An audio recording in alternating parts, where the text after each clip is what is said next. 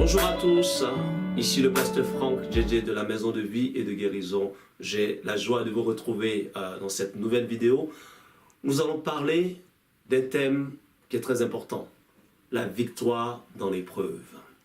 Nous savons tous ce que c'est que l'épreuve, c'est-à-dire des moments difficiles où nous nous sentons abandonnés, abandonnés de nos forces, abandonnés de nos amis, de nos parents, abandonnés de tous, et au point même où on pense être abandonné de Dieu.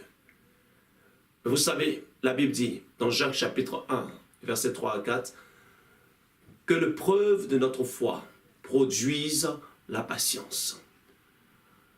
Que l'épreuve de notre foi, donc c'est-à-dire qu'en fait, l'épreuve en elle-même n'est pas une mauvaise chose. Vous avez, comme moi, été à l'école et une épreuve, c'est fait pour passer à une classe supérieure, passer à une autre étape, à un autre stade. Et en anglais, épreuve, voilà, to improve, ça a la signification d'améliorer.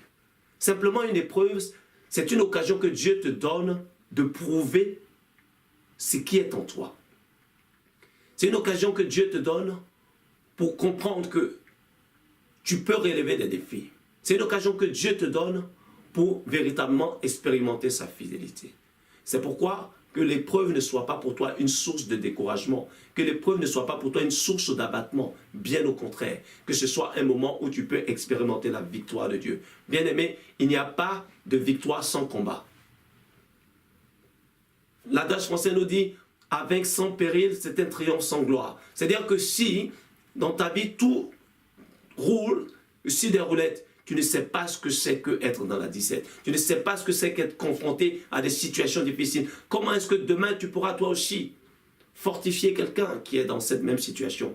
Comment est-ce que toi aussi, tu pourras compatir à la situation de quelqu'un qui, justement, connaît des temps difficiles? L'épreuve est importante. L'épreuve est faite pour nous nourrir. L'épreuve est faite. Et la Bible nous dit, en parlant justement de l'œuvre que nous pouvons faire dans la maison de Dieu, il dit que l'œuvre de chacun sera éprouvée à travers le feu. Et c'est le feu qui permettra de révéler quelle est la réelle substance, quelle est la réelle nature de chaque œuvre. Donc, prenons l'épreuve comme le feu pour le métal. Si le métal est de fer, de bronze, d'or ou autre, ou alors s'il est de bois, de chaume, vous savez, l'épreuve du feu permet de révéler véritablement la nature des choses. Donc, prends courage. Si tu passes par des temps difficiles, Dieu ne t'a pas abandonné. Dieu ne t'a pas délaissé. Bien au contraire, dans Matthieu 28, verset 20, il dit, « Voici, je suis avec vous tous les jours, jusqu'à la fin du monde. » Jusqu'à la fin du monde, il a dit, qu'il sera avec nous. Que tout pouvoir lui était donné dans le ciel, sur la terre. Tu as besoin de garder le calme. Tu as besoin de rester dans sa présence. Et Pierre 1, 7 nous parle aussi de cette épreuve de la foi. Mais Romains chapitre 5, versets 3 à 4, aussi bien que 2 Corinthiens 4, verset 17, nous montre comment est-ce que l'affliction ne doit pas nous conduire à abandonner la main de Dieu, ne doit pas nous conduire à abandonner la fidélité de Dieu, ne doit pas nous amener à nous détourner de Dieu.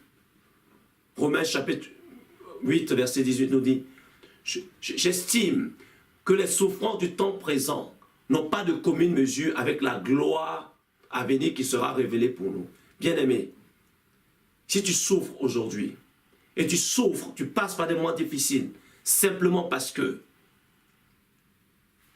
tu sers le Seigneur, simplement parce que tu t'attaches au Seigneur, simplement parce que tu aimes le Seigneur. Tiens bon, le Seigneur est avec toi. Pierre pouvait dire que personne ne souffre pour s'être occupé des affaires des autres. Si tel est le cas, le Seigneur te donne la possibilité de te repentir. Le Seigneur te donne la possibilité de revenir à lui. Mais lorsque, pour ta foi, tu es malmené, lorsque pour ta foi, pour tes engagements avec le Seigneur, tu es confronté à toutes sortes de difficultés, ne perds pas courage, le Seigneur est avec toi. Pour terminer, je veux te parler de l'histoire de ce jeune homme, Daniel, qui a été amené en captivité, arraché à la terre de ses pères, dans un pays étranger, à Babylone. Il s'est retrouvé justement à cause de la grâce de Dieu qui était sur lui. Il a été élevé.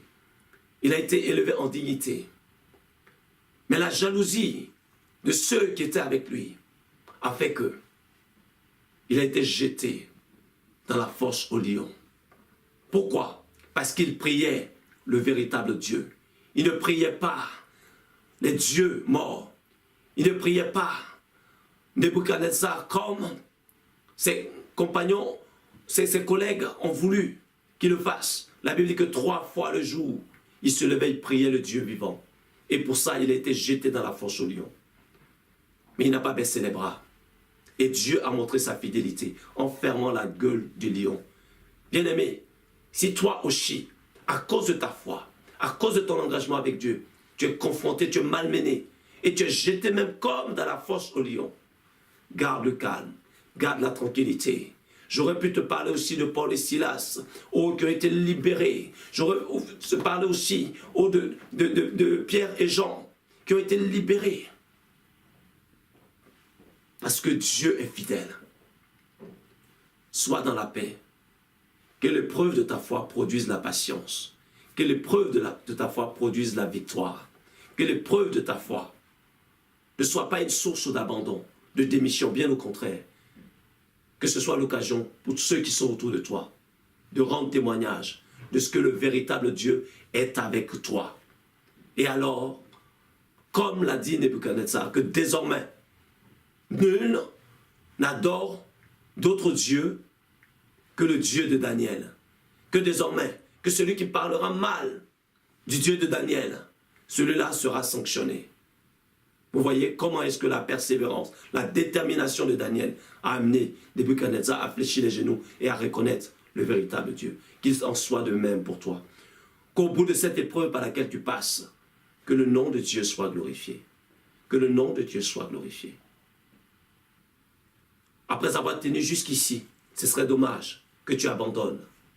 Mais tiens bon, parce que le Seigneur est avec toi. Il ne t'a pas abandonné. Que Dieu te bénisse. Que sa grâce et sa paix soient sur ta vie. Et tiens bon dans l'épreuve. Car c'est lui qui te donne la victoire. À très bientôt dans une autre vidéo. C'était le pasteur Franck Djégé, la maison de vie et de guérison.